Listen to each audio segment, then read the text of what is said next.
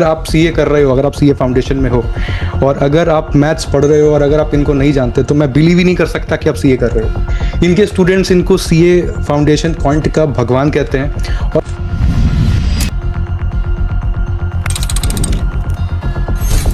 तो CA foundation जो journey आपने चूज की है ना, वो एक आम जर्नी नहीं है यार, कि जो कोई भी उठ के यार क्रैक कर देगा यार।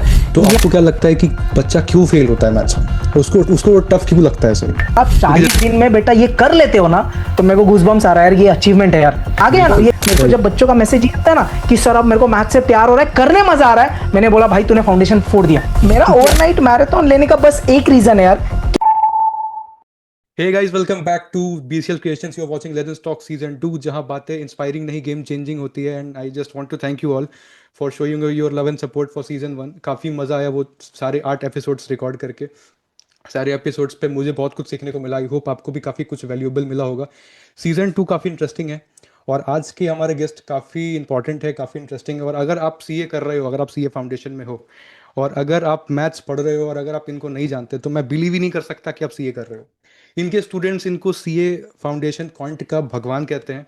और सिर्फ कहते ही नहीं है, इनकी जो टास्क सीरीज है और इनके जो एग्जाम ओरिएंटेड लेक्चर्स हैं, इनके जो मैराथन्स हैं, इनके जो वन शॉट्स हैं, ये डिस्क्राइब करते हैं कि Aakash Agarwal sir is the legend. And I am just blessed to have him on our show. Thank you so much Akash sir for coming. Let's discuss. काफ़ी मज़ा आने वाला है बात करके। थैंक यू भाई, थैंक यू सो मच यार, बहुत ज्यादा बोल दिया यार आपने एक्चुअली। बट यस, नहीं thank you sir, so you much for आप डिजर्व हैविंग मी करते हो हियर सर। यार। काफ़ी मैंने जब रिसर्च करी इसके ऊपर तो काफ़ी मेरे को जो फीडबैक्स मिले, और मैंने भी खुद भी अटेंड किया है आपका। मैंने जो हमारी टीम रिसर्च करी थी उसको लेकर के कि आपने कहाँ से क्या क्या किया है। एंड जब हमने देखा आपकी टास्क सीरीज पे इतने अच्छे रिव्यूज़ हैं।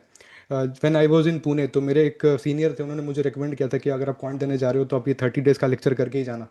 तो वो आपके लिए एकदम से ब्रह्मास्त्र होगा। सो वो मेरे साथ रह गया। एंड आज we are recording this podcast with you. It is an absolute honour sir. Thank you भाई।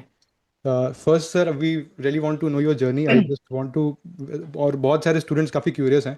मैंने देखा है कहीं आप एग्जाम ओरिएंटेड बैच जो आपका बीबी वर्चुअल्स पे है, तो उस पे आपने बोला था कभी कि मैं जब कभी फ्री होऊंगा तो आपको अपनी जर्नी बताऊंगा जब आप यूएस में काम करते थे। So we really want to know your journey sir. So every students are very excited, so please go for it sir.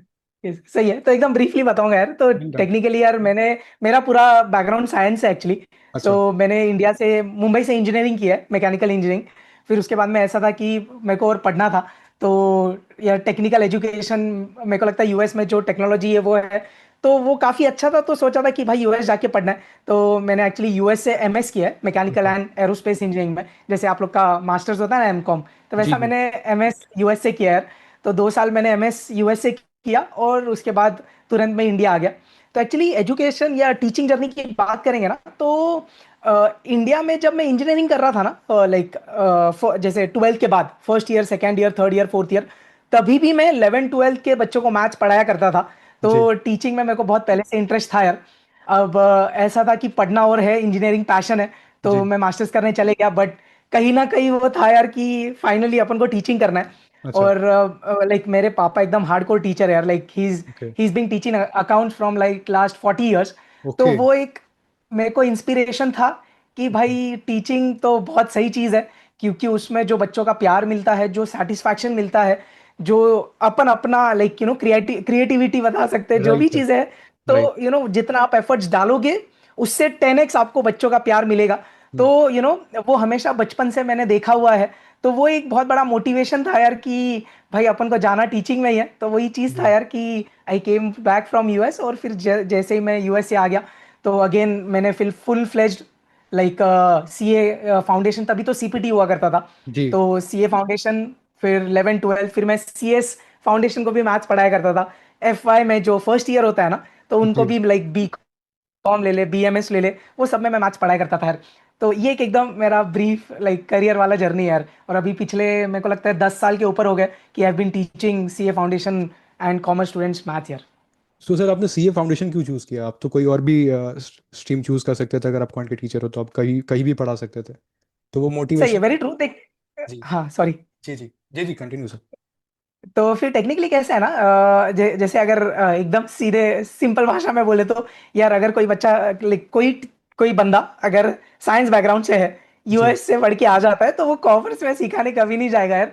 एकदम एग्जैक्टली सिंपल वही फंडा तो। ये है कि साइंस में you if I am teaching maths for science like JEE इधर उधर में अगर पढ़ाओ, तो आई हाँ, I I will be earning decent enough compare to commerce field. I know right sir. But can but कैसा है ना, मेरा फैमिली में सेटअप कॉमर्स का था यार।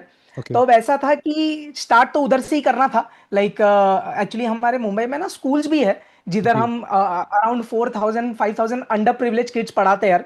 तो मेरा ऐसा था कि मुझे 24/7 सिर्फ टीचिंग नहीं करना है। School okay. में जाके वो गरीब बच्चों के साथ जब चीजें होती है ना, इंटरेक्शन बोलो या उनको जब हम चीजें प्रोवाइड करते हैं ना, तो जी। उसका लाइक मजा बहुत अलग होता है। तो फिर ऐसा था स्टार्टिंग में कि अपना कॉमर्स सेटअप है, तो बस हम्म, उधर से ही मैथ सिखाना चालू करते हैं, क्योंकि maths is the only subject जो मैं इनिशियली लाइक कॉमर्स फील्ड में सिखा सकता हूँ यार। तो उधर से ये जर्नी स्टार्ट हो गई यार। तो जैसे मैं यूएस से आया, मैंने डायरेक्ट अगेन उधर ही मैथ सिखाना स्टार्ट किया। तो भाई जी, 11th ले लो, 12th ले लो, या सीपीटी ले लो, ये सब में जो मैथ्स था, तो ये मैथ्स क्योंकि हम बीइंग एन इंजीनियर और मैकेनिकल इंजीनियरिंग में मैंने बहुत ज्यादा नेक्स्ट लेवल का मैथ्स पढ़ा हुआ है यार। तो जी। फिर ये वाला मैथ्स डिसेंट इनफ था, तो बोले भाई शुरुआत इधर से करते हैं। और फिर उसमें इतना मजा आने लग गया कि मैंने फिर साइंस एक्सप्लोर ही नहीं किया यार। फिर सोचा भाई कॉमर्स फील्ड ही जन्नत है। इधर एक्चुअली बच्चों को मैथ्स के सही टीचर की जरूरत है यार। बहुत क्योंकि बहुत एक सर। लास्ट लाइन और ऐड 100%। करूंगा जी, कि जैसे मैंने बोला यार कि अगर कोई साइंस वाला टीचर है, इंजीनियरिंग करके आ रहा है, तो उनका मैथ्स बहुत अच्छा होता है। और हम्म, सही जगह उनके लिए साइंस ही है, क्योंकि उधर पैसा भी है। और जी, ठीक है यार। बट जब मैं कॉमर्स फील्ड में आया, मैंने जब मैथ सिखाना चालू किया, तो ये दो वे था यार। मेरे को तो मजा आ ही रहा था, और मैं देख रहा था कि कॉमर्स फील्ड में एक्चुअली बच्चों को मैथ्स में बहुत ज्यादा दिक्कत है, बहुत। और कहीं ना कहीं शायद मैथ्स के टीचर्स की थोड़ी कमी है। तो हम्म। मुझे लगा यार कि अब अपन इधर फिट बैठ रहे हैं। तो बस वो जर्नी फिर जो स्टार्ट हुई आज तक कभी खत्म नहीं हुई यार, और मैंने कभी इधर उधर डाइवर्ट भी नहीं किया। एंड सर जिस पेशेंस से आप पढ़ाते हो ना, आप जैसे आपने बोला कि काफ़ी कमी है, बिल्कुल सही बात है। और अ, अगर सीए फाउंडेशन का कोई बच्चा इसको देख रहा होगा तो उसको समझ में आएगा कि वो आपसे भी ये आगे बोलता होगा कि अगर मुझे मैथ्स में पास हो गया ना तो फिर मैं कुछ भी कर सकता हूँ, फिर मेरा निकल गया। ऐसे मेजोरिटी ऑफ स्टूडेंट्स होते हैं ऐसे, कि जिनका अगर कॉन्ट निकल रहा है तो फिर वो पास हो जाएंगे। एंड सर मेरा बस एक और ऐसा क्यूरियस एक अलग से क्वेश्चन है कि अगर आपके फादर एक 40 ईयर से पढ़ा रहे हैं और वो भी कॉमर्स के टीचर अकाउंट्स के, तो आपने कॉमर्स क्यों नहीं ली? आपको कोई प्रेशर नहीं है कि आप कॉमर्स ले लो ऐसा? एक्चुअली कैसा है ना, लाइक अपन को लाइक जब अपन लाइक स्कूलिंग करते हैं तभी से कुछ एक चीज फैसिनेट करती है आपको कि भाई ये चीज में मेरे को मजा आ रहा है, आगे जाके मेरे को ये एक्सप्लोर करना है यार। जी, तो मेरा ऐसा था कि स्कूलिंग से साइंस में बहुत इंटरेस्ट था यार। और फिर कहीं ना कहीं ऐसे सब लोग के चीजें चेंज होते रहती है। बट जी, थोड़ा ऑटोमोबाइल्स मशीन्स रिलेटेड थोड़ा इंटरेस्ट ना बचपन से था यार। तो ऐसा था कि भाई वो फील्ड में अगर अपन को जाना है, तो भाई साइंस और इंजीनियरिंग ही क्या ऑप्शन है। मेरे फैमिली में सब लोग कॉमर्स फील्ड है। मेरे बड़े भैया he is a chartered accountant actually. Right. जैसे पापा बोला, वो तो अकाउंट्स के एकदम हार्डकोर प्रोफेसर है। तो सब जी। कुछ मतलब अकाउंट्स ने, पापा ने तो सीएस किया है, एलएलबी किया है। तो ये लोग कॉमर्स में बहुत स्ट्रांग होल्ड था। मैं जी। एक थोड़ा सा अलग निकल गया यार, क्योंकि मेरा वो इंक्लिनेशन टुवर्ड्स मशीन बहुत ज्यादा था, साइंस बहुत ज्यादा था करके मैंने साइंस फील्ड में ऐसा डाइवर्ट कर लिया खुद को यार। बट आया तो फाइनली कॉमर्स फील्ड में ही है। एंड सर आपके ऐसा है। लेक्चर्स लिटरली संजीवनी होता है सीए एस्पिरेंट्स के लिए, मैं मजाक नहीं कर रहा, और ये पॉडकास्ट की बात नहीं है। जो भी इसको देख रहा हूँ, मैं अभी जस्ट हमने एक प्रॉपर एक पॉडकास्ट थीम पे एक सजेशन वीडियो रिलीज किया था for best educators for CA foundation करके, उसमें हमने आपका भी नाम रिकमेंड किया था। वो वीडियो मैं आपको बता दूं, वो वीडियो हमने अक्टूबर में रिकॉर्ड किया था, जब ये पॉडकास्ट प्रॉपर प्लान भी नहीं था। तो जब हमने वो रिकॉर्ड किया था, जब हमने सजेशंस लिए थे, तो एक नाम जो सबसे ज़्यादा कॉमन था वो आप थे सर। एंड उसके बाद जब ये रिलीज़ हो गया, जब मुझे मुझे टेलीग्राम पे रिव्यूज़ आए, और जो भी मेरे फ्रेंड्स हैं, जो भी मेरे जूनियर्स हैं, और जो भी उसके वीडियोस के नीचे जो कमेंट आए, उसमें Akash sir was the god of quantitative aptitude. So this podcast, और ये काफ़ी इंटरेस्टिंग बना देता है इस पॉडकास्ट को। और आगे बात करेंगे, काफ़ी सारे सवाल है आपके स्टूडेंट्स के ही अभी, क्योंकि जस्ट अब जब ये पॉडकास्ट आप लोग देख रहे होंगे तो आपके रिजल्ट्स आ चुके होंगे। बट ये पॉडकास्ट हम लोग बहुत पहले रिकॉर्ड कर रहे हैं, ताकि आपका जब रिजल्ट आए तो आपको एक क्लैरिटी मिले कि आपको क्या करना चाहिए। So Akash sir, coming back to CA foundation, अभी सीए फाउंडेशन के ऊपर थोड़ी सी डिस्कशन करते हैं। सर आपको क्या लगता है कि ये जो 2 घंटे की टाइमिंग है, मैं फेल पे भी आऊँगा कि ऐसे क्यों प्रॉब्लम आती है बच्चों को मैथ्स में, बट ये जो 2 घंटे की टाइमिंग है, आपको क्या लगता है एज एजुकेटर कि इसको बढ़ाना चाहिए या 3 घंटे कर देना चाहिए? अगर 2 घंटे का है तो फिर आप या नेगेटिव मार्किंग हटा दो। ये सारे सवाल आपके स्टूडेंट्स के हैं सर। अ, अभी मैं जो आंसर करूंगा उससे प्लीज स्टूडेंट्स लोग आप थोड़ा इस पे डिमोटिवेट मत होइएगा यार। देखो जी, सीए फाउंडेशन जो जर्नी आपने चूज की है ना, वो एक आम जर्नी नहीं है यार, कि जो कोई भी उठ के यार क्रैक कर देगा यार। यहाँ पे आने वाले बहुत मेहनती होते हैं, वो प्रिविलेज्ड होते हैं कि वो ये पॉइंट ऑफ व्यू से रेडी है कि भाई मैं मेहनत करने के लिए, अपनी जी जान डालने के लिए बहुत ज्यादा रेडी हूं। अगर जी। आप ट्वेल्थ को देखेंगे तो ट्वेल्थ में ये सब चीजें ठीक है यार, कि आप 3 घंटे का पेपर ले लो, नेगेटिव मार्किंग मत लो, चलता है। बट आप अब एक प्रोफेशनल कोर्स में आ रहे हो, ये कॉम्पिटेटिव एग्जाम है जिसका आपको भी पता है स्तर इंडिया में काफी ऊपर वाले लेवल पे यार। अगर आप आईआईटी जेई जो इंजीनियरिंग की एग्जाम मानेंगे, it's one of the difficult exams in the world I can say. Right sir. Same ये आईसीआई ने सीए कोर्स को बना के रखा है यार। तो अगर आप इसको लीनियंट कर देते हैं, लेट्स अज्यूम एग्जांपल में मैथ्स की बात कर रहा हूं, दो जी। घंटे की जगह आप 3 घंटे कर देते हो, उसमें आप नेगेटिव मार्किंग मिटा देते हो, तो ये अब जो एग्जाम का लेवल है ना बेटा, मुझे ऐसा लगता है कि काफी हद तक नीचे आ जाएगा। और उतना कॉम्पिटेटिव नहीं रहेगा, और शायद बहुत कंपेरेटिवली आसान हो जाएगा इसको क्रैक करने का। तो पॉइंट क्या है ना, इसका मतलब ये नहीं कि सर बहुत डिफिकल्ट एग्जाम्स बनाओ। देखो, हर एक कोर्स का अपना एक लेवल होता है। राइट वो सर। लेवल अगर आप नीचे करोगे ना, तो कहीं ना कहीं वो कोर्स के डिग्निटी, मुझे लगता है, अफेक्ट होती है यार। इफेक्ट होती है क्योंकि जैसे अगर आप आईआईटी जेई बात करें, भाई खतरनाक एग्जाम है, किसी को भी पता है। सेम उसकी। अगर आप जिसने, जैसे मैं तो साइंस फील्ड से हूं, आप आसपास किसी को भी पूछना, आपके भी एक्सपीरियंस में होगा ये। अपन जी। अगर कभी बोलते हैं ना, कोई ऐसे अननोन जिनने बहुत पढ़ाई नहीं की है, कोई ऐसे अंकल आंटी को बोल दीजिए सीए कर रहे हैं, तो उनके मुंह से क्या निकल के आता है? भाई सीए बहुत डिफिकल्ट है। Right sir. ये प्रिविलेज है भाई।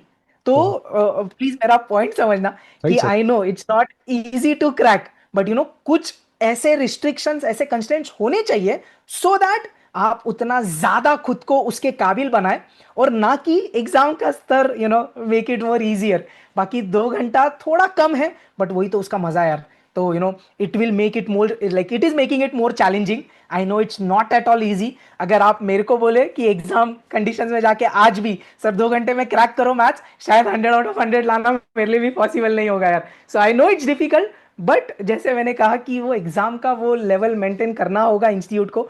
तो मैं नहीं चाहता कि वो 2 घंटे को 3 घंटे करे, ना कि और नेगेटिव मार्किंग भी निकाले यार। दिस इज वेरी गुड यार।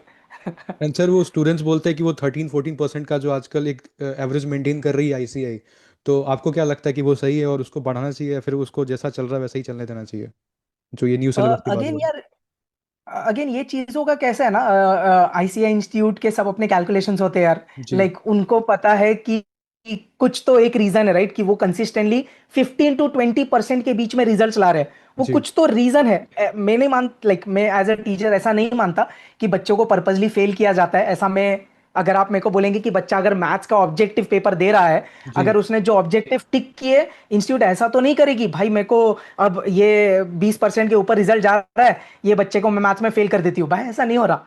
तो हम्म। दोनों चीजें हैं, एक तो इंस्टीट्यूट का भी कैलकुलेशन है, they are very smart enough यार। हम्म। लाइक आईसीआई इंस्टीट्यूट अपन सबके लिए ऑब्वियसली माई बाप जैसा है, ऐसा मेरे को बिल्कुल। लगता है यार। भगवान है। तो उनका कुछ तो कैलकुलेशन है यार। जी। Obviously being a teacher and being a student point of view, मैं भी चाहता हूँ यार ये परसेंटेज बढ़े, क्योंकि मुझे भी देखना ये अच्छा नहीं लगता है। ऐसे बहुत स्टूडेंट्स होते हैं जो बहुत कंसिस्टेंटली एफर्ट्स मार रहे हैं, शायद 2-3 अटेम्प्ट, बट स्टिल वो 15-20% में नहीं आ रहे, तो वो ऑब्वियसली देख के दुख डेफिनेटली होता है। राइट। तो डेफिनेटली मेरी इच्छा तो ये है कि भाई ज्यादा प्रतिशत, ज्यादा परसेंटेज पासिंग रिजल्ट हो फाउंडेशन का, एटलीस्ट 25 तो कंसिस्टेंटली रहे। बट अगेन जैसे मैंने बोला, I guess we should all trust and have faith in ICAI institute, शायद वो कुछ प्लान करके ये चीजें कर रही है यार। एंड सर सीए फाउंडेशन, अगर मैथ्स की बात करूँ तो बाकी सब्जेक्ट्स के लिए तो सबको पता होगा, बट आज हम लोग क्वांट की बात कर रहे हैं, तो आपको क्या लगता है एज एजुकेटर, आप इतने टाइम से पढ़ा रहे हो और अभी न्यू सिलेबस के बाद भी आपने काफ़ी मैराथन्स और आपकी एग्जाम ओरिएंटेड बैच भी काफ़ी अच्छा रिव्यू है उसका, तो आपको क्या लगता है कि बच्चा क्यों फेल होता है मैथ्स में, उसको उसको टफ क्यों लगता है सर? क्योंकि जैसा आप, मैंने आपके काफ़ी लेक्चर्स भी देखे हैं, तो आपने उसमें बोला है कि देखो 100% क्वेश्चंस कभी टफ नहीं आते, उसमें 20 क्वेश्चन ही आईसीआई टफ देता है जिसको आप एक टफ अटेम्प्ट बोलते हो। मैं चाहता हूँ कि आप इसमें थोड़ा विस्तार से बात करो कि टफ अटेम्प्ट तो एक आजकल एक नया ट्रेंड चल रहा है सर कि वो जून का अटेम्प्ट काफी टफ अटेम्प्ट होगा, मई जून वाला जो अटेम्प्ट होता है जैन इजी होगा, सितंबर विल बी लाइक मीडियोकर और मॉडरेट। सो आपका क्या ओपिनियन है इसके ऊपर सर, कि ऐसा कुछ है, और वो 20 क्वेश्चन आप थोड़ा विस्तार में बताना चाहें तो अगर कैसे क्या होगा? तो बेसिकली दो चीजों का मैं आंसर करूंगा। एक तो मैथ्स में आपने बोला कि स्टूडेंट्स का फेलिंग या बच्चे फेल क्यों हो रहे हैं, और दूसरा ये अटेम्प्ट वाला क्या सिनारियो है। तो अगर मैं पहले अटेम्प्ट वाली की बात करूं यार, ये अगेन ये ह्यूमन टेंडेंसी है कि अपन एक पैटर्न डेवलप करने लग जाते हैं कि जी शायद पिछले 2 अटेम्प्ट थे मई में। एग्जांपल ले रहा हूं मैं कि मैथ्स का जी पेपर एग्जांपल डिफिकल्ट आ रहा है, मेरे को पता नहीं है कि एग्जैक्ट मई में, या बीइंग अ टीचर देखो मेरे को एक्चुअली वो दिमाग में नहीं आया कि पिछले 2 मैथ्स एग्जाम डिफिकल्ट आए या नहीं मई जी में। तो बट या being student point of view अपन शायद वो एक एनालिसिस या ह्यूमन टेंडेंसी यार कि अपन वो एक पैटर्न बनाने लग जाते हैं कि भाई पिछले 2 में एग्जाम मई में मैथ्स डिफिकल्ट आया, जनवरी में बहुत ईजी आया, तो भाई अब यही पैटर्न होने वाला है। मेरे को नहीं लगता ऐसा होता है यार। बाकी जी अगर मैं फाउंडेशन एग्जाम्स की बात करूं तो 4 पेपर में से एक पेपर में कोई ना कोई एक पेपर में इंस्टीट्यूट थोड़ा सा वो मजा लेती है पेपर में कुछ ना कुछ थोड़ा सा डिफिकल्ट बना के। बट अब मैं आपको इससे फर्स्ट पॉइंट पे कनेक्ट करता हूं। जैसे आपने यार एक्चुअली रिसर्च किया है कि मैंने एक्चुअली मेरे कोई भी वीडियोस देखना और आप एक्चुअली कोई भी पेपर निकाल के देखना, जी वर्स्ट केस 5 से 10 क्वेश्चंस आपको नए लगेंगे, बाहर के लगेंगे या डिफिकल्ट लगेंगे। एकदम वर्स्ट केस 20 क्वेश्चंस ले लेना, आप कोई भी पेपर उठाना, कितना भी डिफिकल्ट अटेम्प्ट आपको लग रहा है, मई 24 का पेपर मैथ्स का डिफिकल्ट आया था, मई 25 का आया था, पेपर जी उठा के चेक करना। अगर आपने सही से प्रिपरेशन किया है, मैं नहीं बोलूंगा 20 भी डिफिकल्ट आएगा, बट वर्स्ट केस चल भाई 20 डिफिकल्ट आया, 80 तो वो अटेम्प्ट होगा जो 80 में से 80 आने वाला अटेम्प्ट होगा। इसके लिए मैंने बोला 20 वाले साइड में रख दे। ठीक है, तो राइट सर ये मेरा पॉइंट ऑफ व्यू है यार। राइट अब आ जाते हैं वो पॉइंट पे कि बच्चे मैथ्स में क्यों गड़बड़ा रहे हैं यार। देखो इसके 2-3 मेन रीजंस है। जी सबसे मेन रीजन ये हो जाता है कि स्टूडेंट सिलेबस अच्छा खासा पढ़ के नहीं जा रहा यार। बहुत बार आज हम सुन रहे हैं सोशल मीडिया पे कि यार मैथ्स में आप, जैसे एग्जांपल में ब्रीफ कैलकुलेशन दूं तो भाई मैथमेटिक्स ऑफ फाइनेंस 14 मार्क्स का है, सेंट्रल टेंडेंसी डिस्पर्शन 11-12 मार्क्स का है, और एलआर जो है 20 मार्क का है, 20 ये कर मार्क्स ले देख, जी 40-50 मार्क तो तेरा ऐसे ही हो गया। और एक दो बेबी टॉपिक्स होते हैं, इंडेक्स नंबर्स, ये वो तू कर ले तो 50-55 मार्क तो तू प्रिपेयर करके जा रहा है, हो जाएगा। अब होता क्या है ना, एक तो अपन सिलेबस सबसे पहले कम प्रिपेयर करके जा रहे हैं। तो मेरा फर्स्ट पॉइंट ये है, प्लीज मेक श्योर आप majority of the syllabus cover करें। अब मैं ये भी नहीं बोल रहा कि पूरा 100 कर ले, क्योंकि जी यार every student has a point of view towards maths. तो एटलीस्ट बेटा 90 मार्क्स का तो कवर कर ले।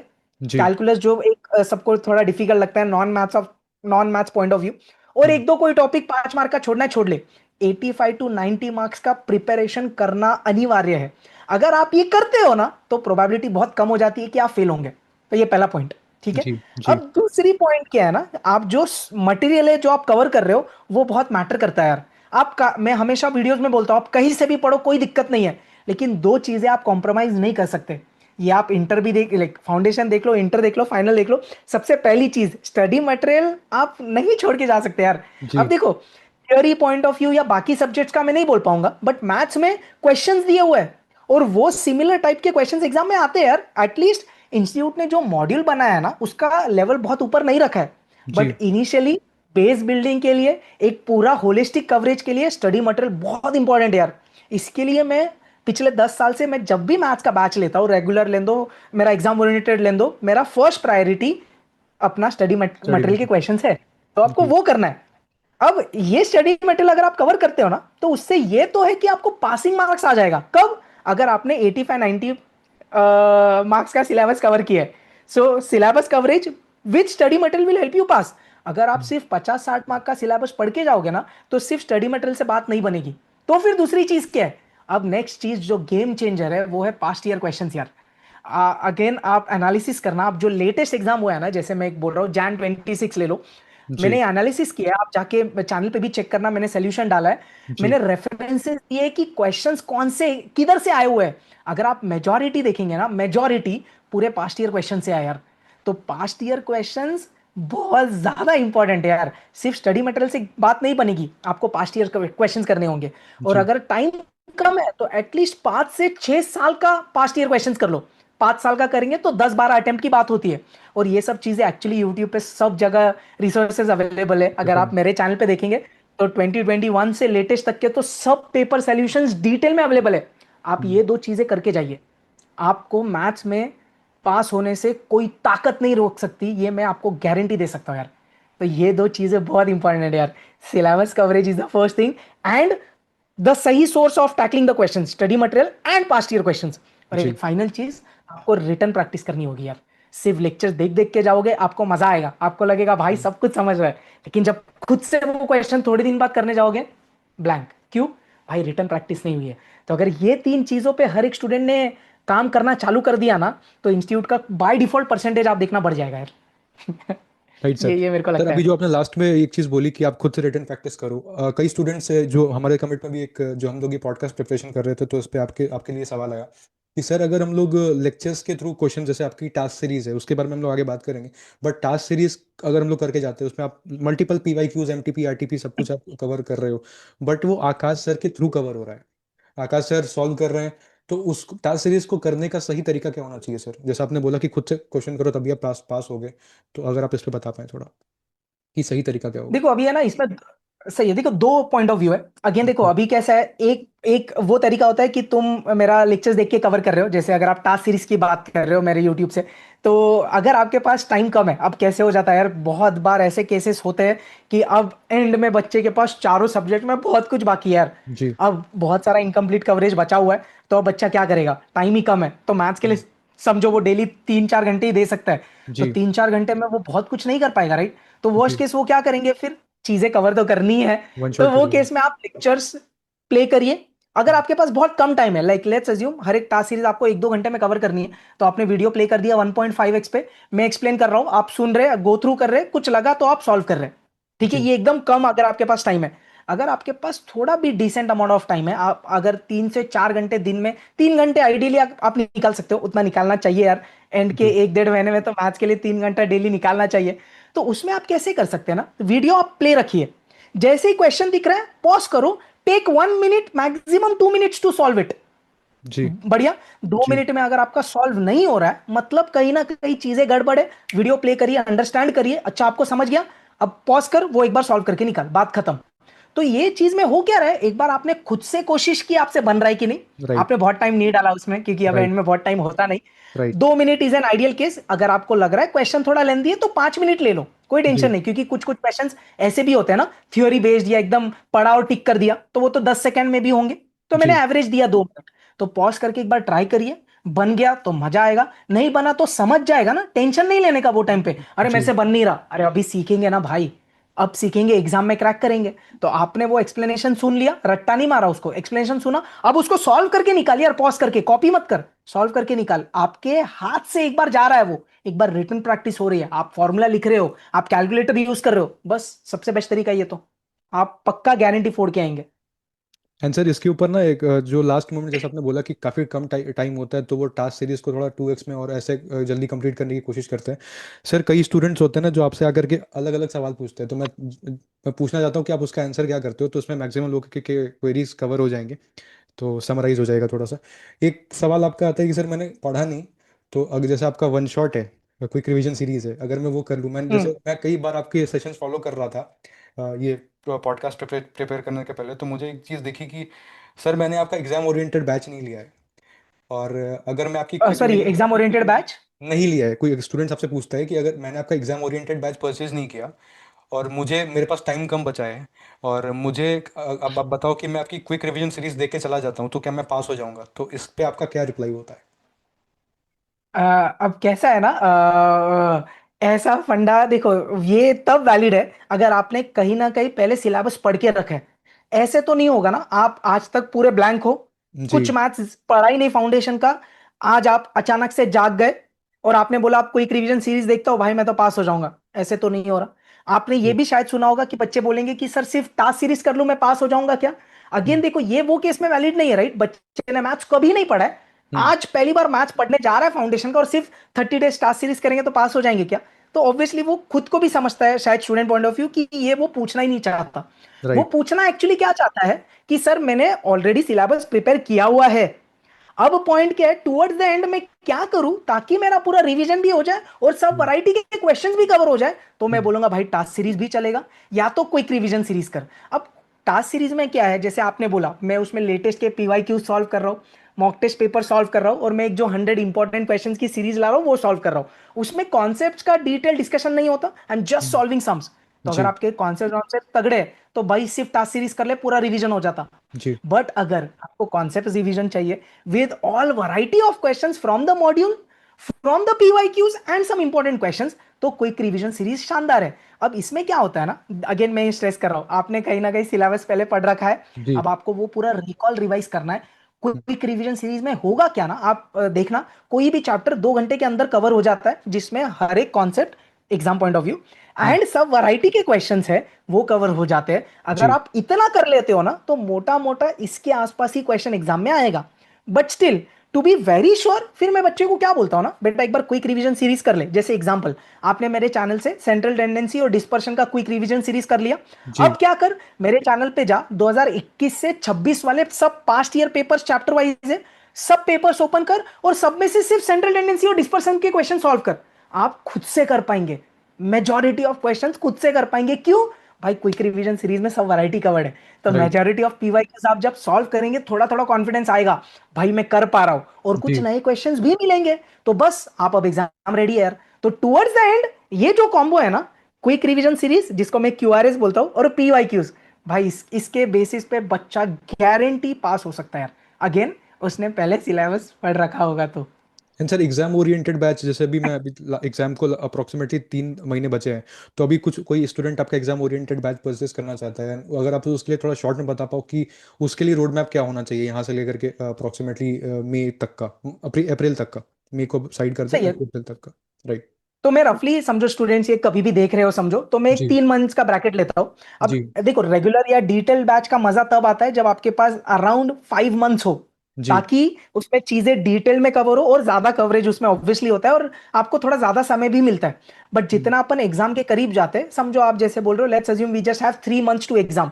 अब पॉइंट क्या है, एग्जाम ओरिएंटेड बैच वो स्टूडेंट लेगा, कुछ पॉसिबिलिटी, कुछ केसेस होते हैं यार, या तो उन्होंने कहीं ना कहीं से पढ़ रखा होगा पहले, या हम्म, तो पहले सेल्फ स्टडी किया होगा तो उतनी चीजें क्लियर नहीं है, या फिर बच्चे ने 1-2 अटेम्प्ट दिया हुआ है और कहीं ना कहीं मैथ्स में वो पकड़ अब रही नहीं है, क्योंकि ओके। उन्होंने उतना पूरा सिलेबस कवरेज नहीं किया, या कहीं से भी पढ़ा उन्होंने उतना सिलेबस उन्होंने कवर नहीं किया। तो अब पॉइंट ये है कि ये 3 महीने में अप्रोच कैसे किया जाए। अब जी। अगर जस्ट एकदम ब्रीफ में बताऊंगा यार, इट्स नॉट एडवर्टाइजिंग, जी। बट जी। एग्जाम ओरिएंटेड बैच में ना मेरे रफली 40-44 लेक्चर्स है। तो जी। अगर अब मैं ये 90 मंथ्स की बात करूं, अगर आप 40 डेज पकड़ता हूं मैं, 40 डेज में अगर आप लेक्चर्स कवर कर लेते हो ना, तो ये बहुत बड़ा अचीवमेंट है। ये 40 लेक्चर्स वो है जिसमें हर एक कॉन्सेप्ट एग्जाम में इंपॉर्टेंट वाला कॉन्सेप्ट नहीं है, इसमें हर एक मतलब हर एक कॉन्सेप्ट है। क्विक रिवीजन सीरीज में इंपॉर्टेंट कॉन्सेप्ट्स है, बट एग्जाम ओरिएंटेड बैच में each and every concept is covered right with sir. Each and every sum of the study material. तो राइट अगर सर। आप 40 दिन में बेटा ये कर लेते हो ना, तो मेरे को गूजबम्स आ रहा है यार, ये अचीवमेंट है यार। और बिल्कुल। ये 40 दिन में बेटा मतलब बच्चा लेक्चर देखेगा, मेरा लेक्चर देखेगा कि लेक्चर से उसको सब चीजें समझेगी, और बस समझो उसने सुबह लेक्चर देखा, इवनिंग में एक बार जस्ट वो रिवाइज करके निकाल के, अगर पॉसिबल है तो एक बार रिटर्न प्रैक्टिस कर लेगा। अच्छा। उसको हर एक चैप्टर का यही करना है, एक हम्म, चैप्टर होने के बाद उसकी चैप्टर वाइज टेस्ट देना है। तो 40 का चल 45 डेज पकड़ ले, 50 पकड़ ले चल, अगर 50 डेज में वो चीजें ये कवर कर लेते हैं ना, तो लास्ट के जो 30 डेज है, 40 भी नहीं पकड़ रहा मैं, 30 डेज पकड़ता, ये 30 डेज में वो क्या करेगा, फिर एक बार गो थ्रू करेगा पूरा अपना स्टडी मटेरियल के क्वेश्चन सॉल्व करेगा पक्का, और जी। पीवाईक्यूज कर लेगा 2021 से 25। इसके बाहर का और कुछ करने की आवश्यकता नहीं है। और एग्जाम के 10 दिन पहले जो मैंने 80 डेज का आपको एक्सप्लेन किया, उसके जी। बाद में जो लास्ट के 10 डेज होते हैं, मैं यूट्यूब पे मैराथन्स लेते रहता हूँ, क्विक रिवीजन या प्री एग्जाम मैराथन लेता हूँ। तो जिस बच्चे ने मेरे से स्टडी मतलब पूरा कोर्स सीख लिया, उसने जी। मेरा रिवीजन और पीवाईक्यूज कर लिया, वो ऐप में प्रोवाइड करता हूं मैं, उसके बाद अगर वो मेरे यूट्यूब का रिवीजन कर लेगा ना, भाई मचा के आएगा यार। तो ये एंड एक ब्रीफ रोड मैप है यार वो स्टूडेंट्स के लिए। डेफिनेटली सर, और ये काफ़ी मुझे लगता है कि अगर ये कर लिया तो कुछ और करने की ज़रूरत ही नहीं होगी। एंड कुछ भी नहीं करना है यार। उसके बाद जब आपकी क्विक, जैसे मैं आपकी क्विक रिवीजन सीरीज की बात करता हूँ, जैसा कि आपने बोला कि अगर कुछ पढ़ रखा है, थोड़ा छोड़ दिया होगा, अगर आप क्विक रिवीजन सीरीज भी करते हो, मुझे नहीं लगता कि मुझे ये बोलना चाहिए, फिर आपको लगेगा कि मैं कुछ भी नहीं करके क्विक रिवीजन सीरीज कर लेता हूँ, बट अगर आप सर की क्विक रिवीजन सीरीज भी करते हो ना, तो आई डोंट थिंक सो कि वो आपको एग्जाम ओरिएंटेड से कम है। आई आई नो कि उसमें क्वेश्चंस कम होते हैं क्योंकि उसमें टाइम का रिस्ट्रिक्शन होता है, बट डिटेल में सर तब भी मिस नहीं करते आप। मैंने काफ़ी इसके बारे में रिसर्च करी, मैंने देखा है एक एक कॉन्सेप्ट क्लियर होता है, और मेरे काफ़ी ऐसे जूनियर्स भी हैं, मेरे काफ़ी ऐसे कलीग्स भी हैं, मेरे काफ़ी अच्छे ऐसे दोस्त भी हैं जिन्होंने परम्यूटेशन कॉम्बिनेशन सर का exam oriented sorry quick revision series करने के बाद उसको फोड़ा है। एंड अगर मैं बात सही करूँ है। अभी जैन 26 के मैराथन की, मैं थोड़ा टाइम ले रहा हूँ सॉरी सर, बट जैन 26 के मैराथन की अगर मैं बात करूँ, तो जो फुल डे और मैराथन हुआ था आपका, एलआर का, स्टैट्स का, मैथ्स का, तो उसमें जो आप अगर मैं परम्यूटेशन कॉम्बिनेशन की बात करूँ या बाकी चीज़ों की बात करूँ, अगर आपने थोड़ा भी पढ़ा है ना और आप अगर उसको अटेंड कर लेते हो, तो मुझे यकीन ही नहीं हो सकता कि आप नहीं करके आओगे। आपका अच्छा जाएगा, आपका पेपर अच्छा जाएगा, रिजल्ट तो भाई ऐसे ही हाथ में, बट आपको कॉन्फिडेंस आ जाएगा क्योंकि आकाश सर ने आपको प्रिपेयर प्रिपेयर करा दिया होगा। तो हमने जितना हो सका उतनी क्लैरिटी आपको देने की इसमें कोशिश की। एंड आकाश सर, अगर आप कुछ और ऐड करना चाहें इसके ऊपर तो। नहीं यार, बस वही पॉइंट है यार कि पहली चीज तो यार मैथ से वो डर आपको नहीं रखना है यार। मुझे पता है यार, बचपन से ही अपन वो मैथ्स एक सब्जेक्ट है, दो दो ही वैरायटी होती है यार, या तो जी बच्चे को मैथ से बेहद प्यार है, या तो बच्चे को मैथ से बेहद नफरत है यार। ये दूसरे केस में मेरे को बुरा लगता है क्योंकि मैं मैथ्स टीचर हूँ यार। तो मुझे यही बोलना है यार, ऐसे मैंने मैथ्स बैकग्राउंड वाले भी स्टूडेंट्स देखे हैं जिनको मैथ्स से नफरत है।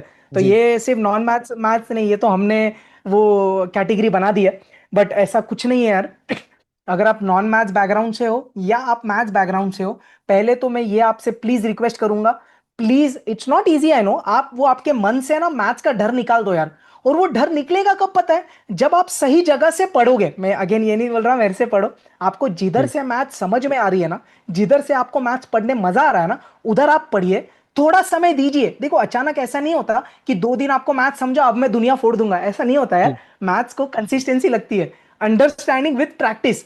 तो अगर आप सही जगह से पढ़ रहे हो और प्रॉपरली गाइडेंस लेके चीजें कर रहे हो ना, जी आप देखना, with in a month you will experience the difference. Again again आप थोड़ा बार बार रेफरेंस दे रहे हो तो मैं और स्ट्रेस कर रहा हूं उस पर। जी मैंने ऐसे मेरे बैचेस के स्टूडेंट्स देखे यार, जो मेरे को तो बच्चों के नाम सरनेम के साथ याद रह जाते हैं यार, इतना लाइक हमारा इंटरेक्शन होते रहता है। तो बच्चा स्टार्टिंग के वीक में पहले 10-12 दिन में मुझे समझ में आता है बच्चों के नाम से कि वो परेशान है। बट बैच खत्म होने तक, या समझो मैथ सेक्शन खत्म होने तक, जबकि मैथ्स डिफिकल्ट है स्टार्ट और एलआर में, जी मैथ्स खत्म होने तक या बैच खत्म होने तक बच्चा बोल रहा है, बड़े बड़े मैसेज लिख के भेज रहा है, सर मुझे यकीन ही नहीं हो रहा, कल तक मैं जो चीजों से नफरत करता था, भाई मेरे एग्जैक्टली को अब मजा आ रहा है यार।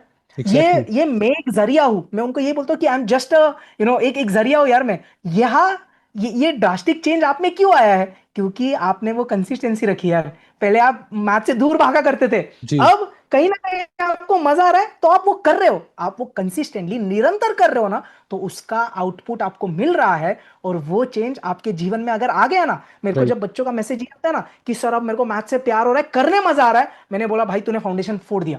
क्योंकि अब आपका माइंडसेट बन चुका है कि जी मैथ्स डिफिकल्ट नहीं है। नहीं है। अगर वो माइंडसेट भी आपका आ गया ना बेटा, तो मैथ्स तो आप मचा के आओगे यार। तो ये बहुत इंपॉर्टेंट चीज है यार, don't be afraid of maths, don't fear maths, please don't do that. And sir, इसमें टीचर्स का काफ़ी इंपॉर्टेंट रोल होता है। आप जैसा बोल रहे हो ना, आप जितना पेशेंस के साथ पढ़ाते हो ना, मैंने देखा है लेक्चर्स भी, और आप एग्जाम ओरिएंटेड भी देखा है मैंने। आपका क्विक रिवीजन भी काफ़ी मैंने फॉलो किया है। जितना पेशेंस आप पढ़ाते हो ना, काफ़ी मुश्किल लगे हो पाना। तो आप बहुत बड़ा क्रेडिट आपको जाता है कि आपके वजह से वो रिजल्ट आ पाता है लोगों का, हम जैसे स्टूडेंट्स का, क्योंकि आपको आपके आप जैसा डाउट को डील करते हो, आप जैसे रिक्वेस्ट को सुनते हो और आप वैसे वन शॉट्स लेकर के आते हो, तो आप एक ब्लेसिंग हो सीए फाउंडेशन के लिए। आप जैसे एजुकेटर्स जैसे आप हैं, हार्दिक सर हैं, वो अपना अंशुल सर हैं, अर्जुन सर हैं, ऐसे बहुत सारे एजुकेटर्स हमारे जैसे स्टूडेंट्स के लिए ब्लेसिंग हैं। So I just want to thank you on behalf of every students की जिस तरीके से आप अपने एफर्ट्स डाल रहे हैं। एंड सर एक एक चीज मैं ऐड करूंगा, सॉरी यार। जी जी जी जैसे आपने बोला है टीचर्स का नाम लिया, कैसा है ना, ये मेरा पर्सनल व्यू है। हर एक टीचर जो अब यूट्यूब में इसलिए बोल रहा हूँ कि वो एक माध्यम है जिधर से हम टीचर्स को भी देख पाते हैं और बच्चों तक भी पहुंच पाते हैं। जी तो मेरा ये पर्सनल मानना है यार कि जो भी टीचर यूट्यूब पे सिखा रहा है ना, वो अपना बेस्ट देने के लिए ही यूट्यूब पे आया है, और कोई रीजन नहीं है यार। और जैसे आपने बोला कि जैसे एक एग्जांपल लिया आपने कि आगा जी सर आप पेशेंटली सिखा रहे हो या बच्चों की रिक्वेस्ट सुन रहे हो। देखो पॉइंट में मेरी अगर मैं बात करूं तो मैं सिर्फ वो पॉइंट ऑफ व्यू हमेशा रखता हूं कि अगर मैं स्टूडेंट के जगह हूं और जी अगर मैं कुछ चीजें एक्सपेक्ट कर रहा हूं तो मेरे को क्या चाहिए यार। तो अगर जी वो पॉइंट ऑफ व्यू से हर टीचर कर रहा है, वो पॉइंट ऑफ व्यू से अगर मैं कर रहा हूं ना कंसिस्टेंटली, तो मैं जो रिजल्ट दे पाता हूं उसका कहीं ना कहीं शायद आप लोग को उसका उसका मजा आता है। आपको लगता है अरे यार सर ने ये भी कर दिया वो भी कर दिया। बट सिर्फ सिंपल फंडा है यार, अगर मैं आपके शूज में हूं तो मेरे को क्या चाहिए, वो बिल्कुल अगर मेरे सही। को मिल जाता है ना, तो बस फिर तो यार आपको मजा ही आने वाला है, वैसी वाली बात है यार। जैसा कि आपने बताया कि आप जो मैंने बोला कि पेशेंस से पढ़ाते हैं, मैं जब आपने बोला कि मैं खुद आप स्टूडेंट्स के शूज़ में देखता हूँ जाके कि उन्हें कैसा चाहिए होता है। मैं कई बार आपके लेक्चर्स जब क्विक रिवीजन सीरीज देख रहा था पॉडकास्ट के पहले, तो आप खुद से एज्यूम कर रहे थे किसको यहाँ डाउट आ सकता है। तो कई बार ना स्टूडेंट्स बोल रहे थे सर समझ में आ गया, बट आप फिर भी 4 मिनट लेकर के ना, अगर कोई एक पर्टिकुलर स्टूडेंट भी अगर कोई ठीक से नहीं पढ़ा, फिर भी आप उस आपका एफर्ट वो था कि आप उसको भी एंटरटेन कर लो, आप उसको भी पास कराने की पूरी एफर्ट्स दे रहे थे। सो ये बहुत बड़ी बात है सर। और कई बार ना सर आपसे स्टूडेंट्स लास्ट मोमेंट में भी पूछते होंगे कि सर कुछ ऐसा बता दो कि मैं कुछ ऐसे टॉपिक्स छोड़ के जा सकता हूँ, जैसे कैलकुलस तो कोई छूटा ही नहीं है, वो एकदम मतलब वो डिफॉल्ट सेटिंग होगी सी फाउंडेशन की कि वो कैलकुलस छोड़ ही देते हैं। आप क्या रेकमेंड करते हो कि कितने मैक्सिमम एग्जिस्ट ही कितने नहीं करता टॉपिक, हाँ जी जी, कितने मैक्सिमम टॉपिक्स छोड़ने चाहिए, क्या लगता है आपको?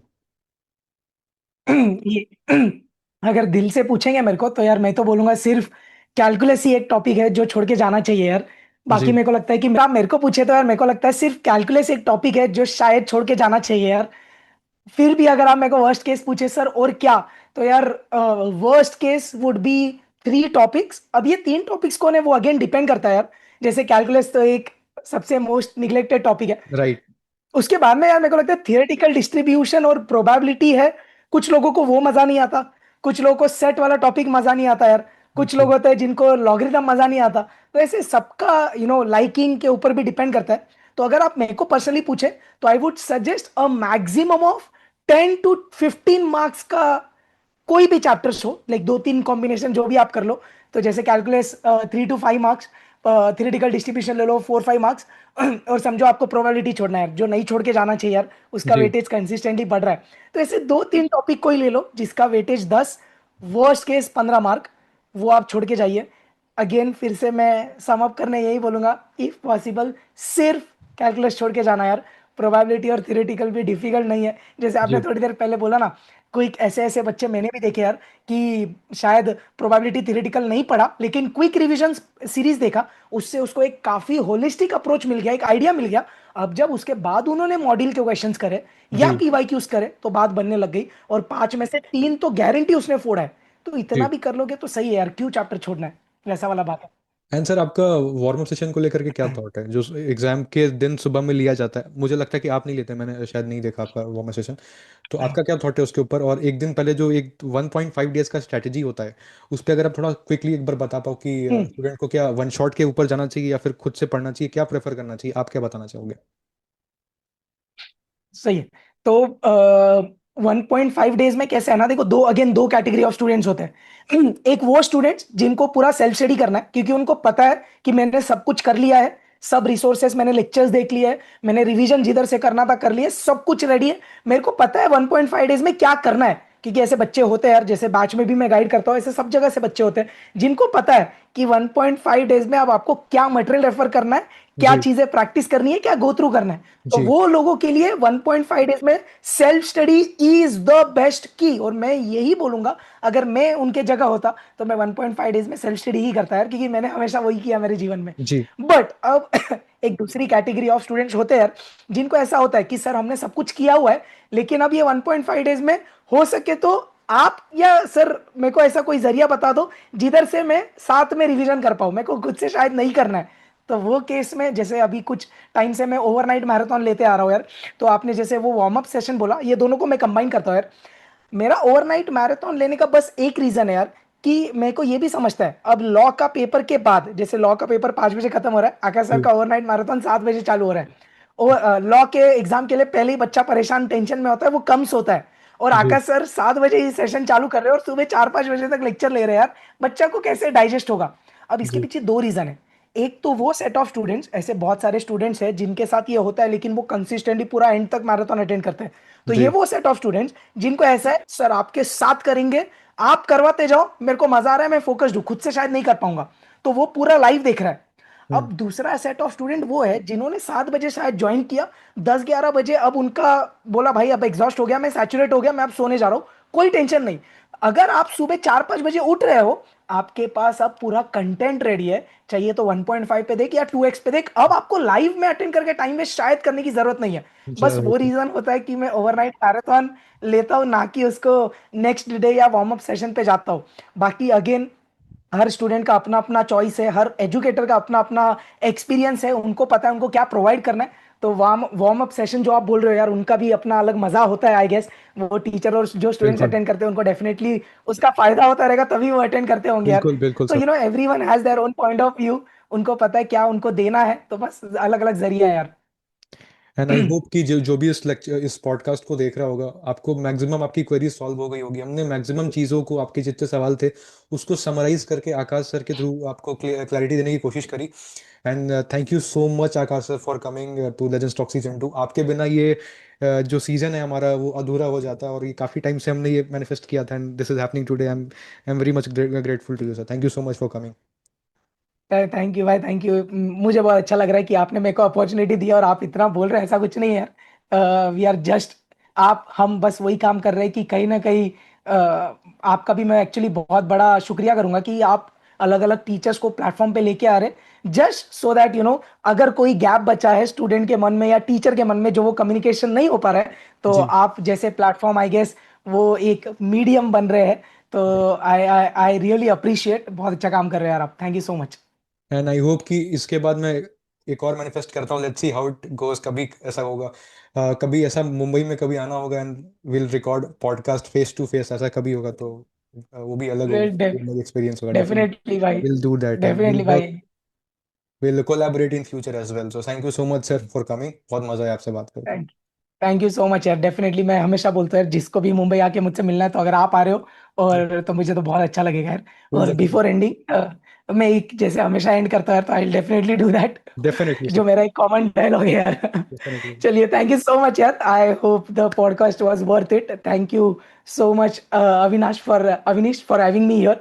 रोने का ना ही फोड़ने का, lots of blessing everyone who is watching this. I know आप मचाने वाले हो, टेंशन नहीं लेना है, बस कंसिस्टेंट रहना है। You have to make your parents dream come true, और आपको उनको प्राउड फील करवाना है, बस उनके लिए ये चीज करना है।